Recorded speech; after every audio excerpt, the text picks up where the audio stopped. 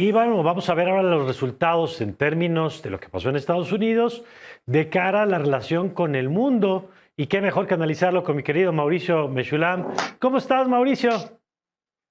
¿Cómo te va, querido Mario? Qué gusto saludarte a ti y a la audiencia, en este caso de la hora de opinar. Hackeamos un ratito aquí el programa de Leo. Así es. Gracias Eso. por el tiempo prestado. Es eso. Muy bien, Mauricio. Oye, a ver, pues mira, lo platicamos hace rato con la doctora Blanca Heredia, con Luis de la Calle, con Vanessa. Pero ¿qué significa para el mundo el resultado de la elección? Algo de lo que han destacado es si algunos de los candidatos apoyados por Donald Trump, sobre todo para el Senado, se quedaron con las ganas de llegar, si algunos de los radicales pues no alcanzaron posiciones importantes porque se fueron un poco por más moderados, o los demócratas jugaron poco más la carta tipo conservadora para ganar el voto de esos que se espantaban con los radicales. Pero ¿tú ves algún cambio significativo para la política internacional dada esta elección? Mira, definitivamente vienen cambios, ¿eh? O sea, Ok.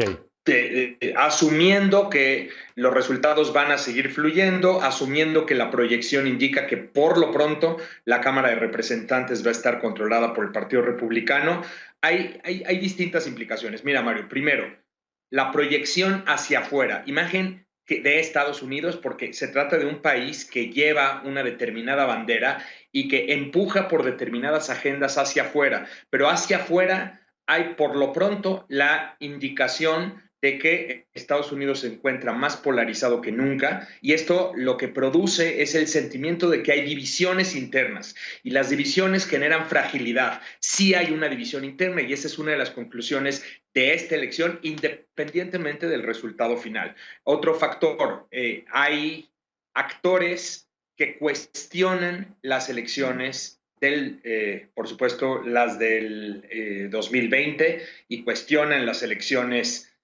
actuales también, o sea, y que han entrado con la agenda marcada de que se van a asegurar de corregir estos vicios electorales que existen en Estados Unidos. Entonces también la proyección hacia afuera indica que Estados Unidos no es un país que puede exigir democracia en otros países cuando en su propio país existen cuestionamientos a la misma democracia. O sea, hay cuestionamientos importantes de fraude electoral, fraude electoral en Estados Unidos. Entonces, esto tiene implicaciones hacia afuera. Sumados al divisionismo interno, pues esto sin duda tiene de entrada un efecto de proyección, un efecto de imagen.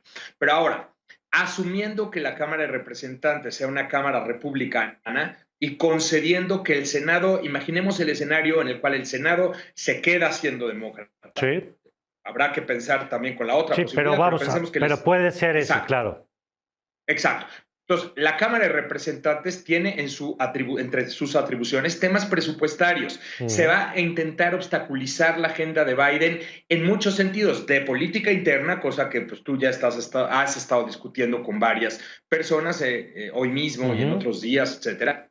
Pero pensemos en la parte internacional, en la implicación, por ejemplo, que tiene que ver con cuando la Casa Blanca solicite elevar el techo de endeudamiento para poder cubrir con sus distintos compromisos que van desde pagos de intereses hasta temas de presupuesto militar. O sea, se puede poner en cuestión incluso temas de presupuesto militar desde la Cámara de Representantes. Otros, como por supuesto el apoyo en financiamiento y en armamento a Ucrania. O sea, no es por nada, y digo, esto lo voy a mencionar ahora mismo, pero no es por nada por lo que se sabe que actores rusos han estado intentando intervenir una vez más en esta elección a favor del Partido Republicano, porque Rusia asume que de poderle obstaculizar a Biden fondos hacia Ucrania, va a haber una proyección más hacia el interior. ¿Por qué? Porque otra vez, una gran cantidad de personas que van a estar ahí, y esto sí ya se sabe, esto no necesita ser confirmado, esto ya se sabe, una parte importante, no solamente niegan los resultados electorales y ese tipo de cosas, sino que también coinciden en esta agenda estilo Trump, estilo Stephen Bannon, de que Estados Unidos no tiene por qué estar peleando las guerras de otros allá afuera y destinando recursos de las personas que pagan impuestos en Estados Unidos hacia otros países. America First. America First quiere decir, primero tenemos que atender nuestros propios asuntos. Estamos sumidos en inflación, estamos sumidos en problemas económicos, posiblemente una recesión, y luego Estados Unidos tiene que fondear las guerras de otros. Qué lástima por Ucrania, pero no es nuestro asunto. Esta es la forma de pensar de un sector importante del Partido Republicano. Déjame darte la evidencia, ¿no? O sea, hace una semana aproximadamente, el Wall Street Journal lleva a cabo una encuesta que indica que 1 de cada 2 electores republicanos, 1 de cada 2, considera que el gobierno estadounidense está haciendo demasiado por Ucrania, comparado con el 6% que respondió eso mismo en marzo de este año. Es decir, pasados los meses, hay un agotamiento por parte, por lo menos de este sector del electorado, que considera que Estados Unidos debe limitar los recursos que envía hacia el exterior y el apoyo en financiamiento y armamento, y esto va a tener implicaciones internacionales. Y por último, Mario, simplemente también destacar que existe evidencia que ha sido documentada por distintos medios internacionales, agencias de seguridad y demás, de la intervención de actores rusos en toda la campaña y la guerra informativa. Pero no sé si sepas, pero hace unos pocos días ya un propio prominente, una figura importante en Rusia, ya lo afirmó. Se trata de uno de los aliados más cercanos a Putin.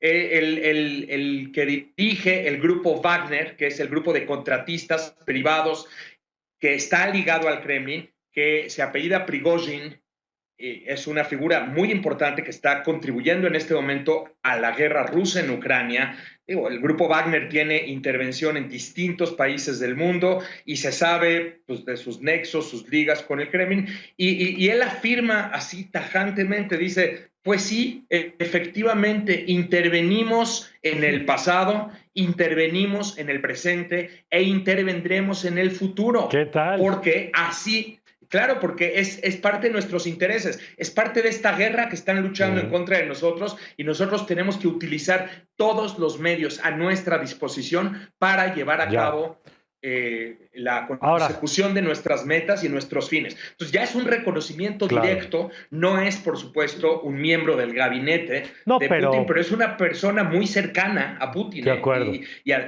Y además se está jugando un rol importantísimo en este momento en los combates rusos, en el reclutamiento, por ejemplo, de personal. O sea, están reclutando gente de las prisiones en Rusia, presidiarios que los llevan al combate y les perdonan las condenas. Y todo esto lo está haciendo Prigozhin y su grupo, que es el grupo Wagner. Entonces, el hecho de que esto tenga ya un reconocimiento, sí nos habla también del impacto internacional, nos habla de cómo efectivamente Rusia quería que ganara el Partido Republicano.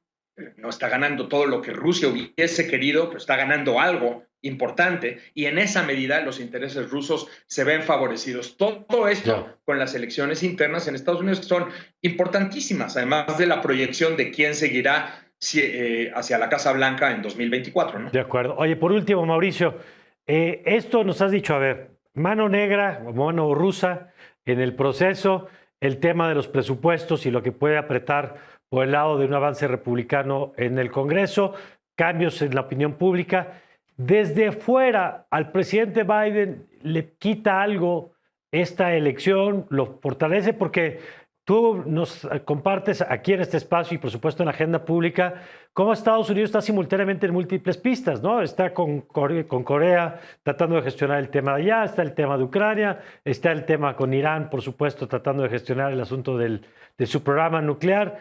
¿Cambia en algo la posición de Biden frente al mundo después de este resultado? ¿Termina con una percepción poco fortalecida o por lo menos no debilitada como hubiera sido si se hubiera dado el escenario del avance republicano como ellos lo esperaban?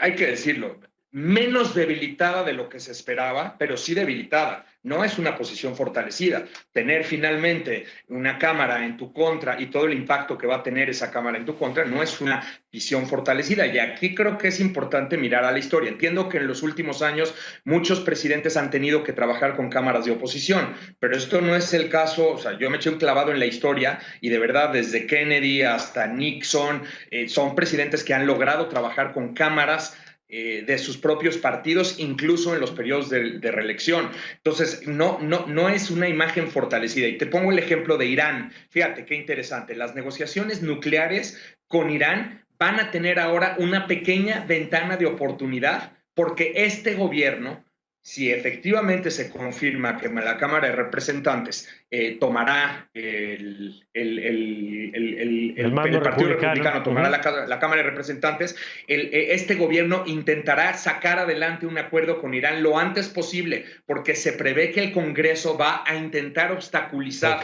la firma de ese convenio, sobre todo si el Senado... O sea, si encima el Senado sale republicano, bueno, Biden la tiene prácticamente perdida en términos del acuerdo nuclear con Irán. Y otros temas en donde, pues, sin duda, o sea, existe un margen de acción, sin duda, por parte de la presidencia, pero el Congreso va a funcionar no necesariamente como su mayor aliado. Vamos a estar viendo estas riñas, esta polarización, estos golpeteos entre Congreso, Casa Blanca, y lamentablemente para Biden esto no es una buena noticia. Es mejor noticia que lo que se esperaba hace unos días, sí, pero no es propiamente una buena noticia. Muy bien, gracias Mauricio.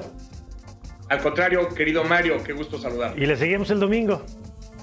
Sigamos el domingo, absolutamente. Eso, en la agenda pública. Gracias, Mauricio Mechoulam. Nosotros vamos a una pausa y vamos a regresar para hablar de cambio climático, de una cumbre que se está realizando así mientras estamos platicando allá en Egipto, y lo vamos a revisar con Adrián Fernández para ver pues cuáles son las propuestas que hay sobre la mesa, los compromisos sobre todo. Lo platicamos regresando aquí en Es la Hora de Opinar.